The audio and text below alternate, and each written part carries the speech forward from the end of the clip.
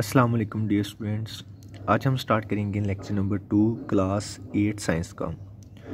तो बेटा आपको पता है हमने जो टॉपिक स्टार्ट किया वो है effects of human activities on environment.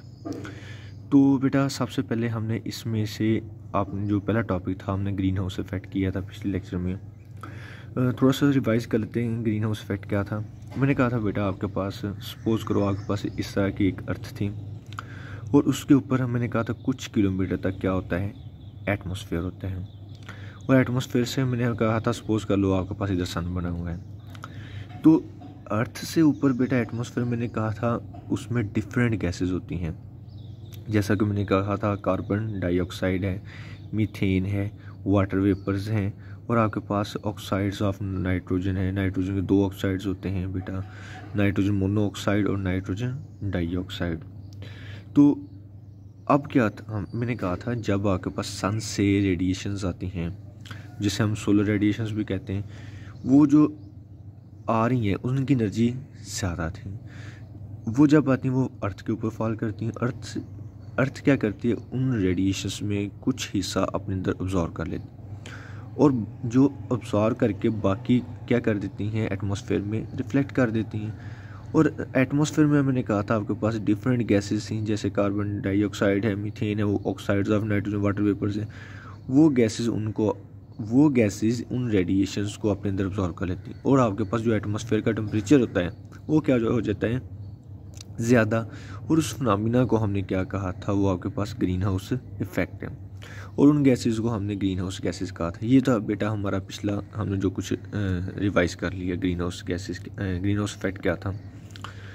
बेटा आज हम स्टार्ट करेंगे ओजोन डिप्लीशन। ये जो टॉपिक है बेटा आपकी बुक पे पेज नंबर 50 पे है। तो बेटा इसमें क्या होता है, डिप्लीशन का मतलब बेटा पतला होना, कम हो जाना। इसमें क्या होता है हम देख लेते हैं। तो बेटा ये आपके पास पेज नंबर 50 पे है। मैंने कहा सपोज कर लो ये आपके पास एक अर्थ है। अर्थ के ऊपर कुछ किलोमीटर की हाइट पे बेटा आपके पास ओजोन लेयर होती है।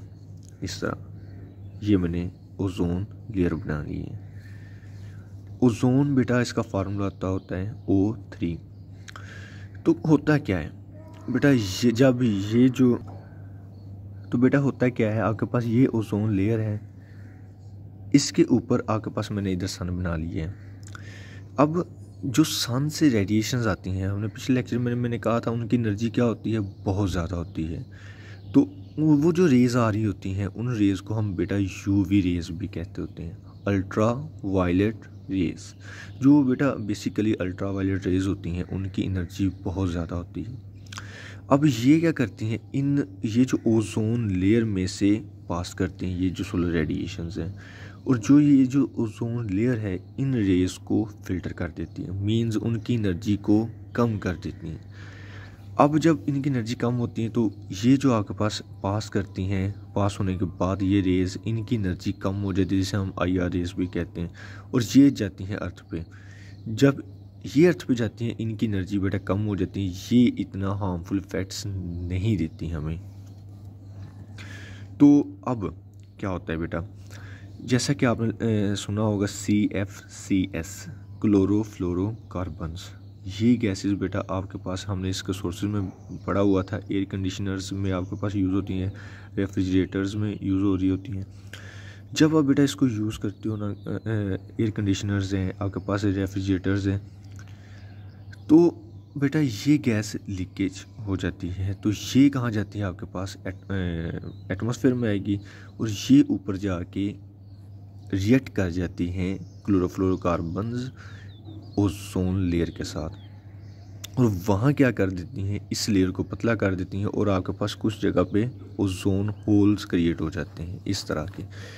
अब ये जो सीधी रेज इसमें से अगर पास करेंगी तो आपके पास डायरेक्ट आपके पास ये जो यूवी रेज अर्थ के ऊपर जाएंगी, और अगर ये डायरेक्ट फॉल करेंगी आपके पास अर्थ के ऊपर तो क्या करेंगी, इसका अर्थ के ऊपर क्या इफ़ेक्ट होगा। एक तो बेटा सबसे पहले आपके अर्थ का टेम्परेचर बहुत ज़्यादा हो जाएगा। दूसरी बात ये कि आपके पास जो ह्यूमन है उसके ऊपर इसका बहुत इफ़ेक्ट होगा, जैसे कि ये स्किन कैंसर काज कर सकती हैं, आई प्रॉब्लम्स वगैरह काज कर सकती हैं। तो ये तो बेटा इसके इफ़ेक्ट्स।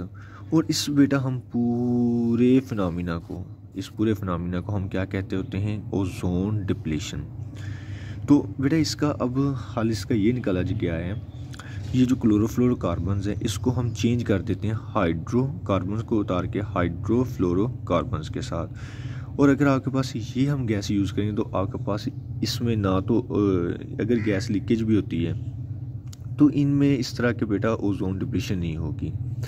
तो बेटा उम्मीद है आपको समझ आ गई होगी। इंशाल्लाह इसके बाद हम नेक्स्ट लेक्चर स्टार्ट करेंगे और आपने बेटा इसको अच्छी तरह याद करना है और आपने इसको लिख के सैटरडे को आपने स्कूल में सबमिट करवाना है। ओके बेटा, अल्लाह हाफिज़।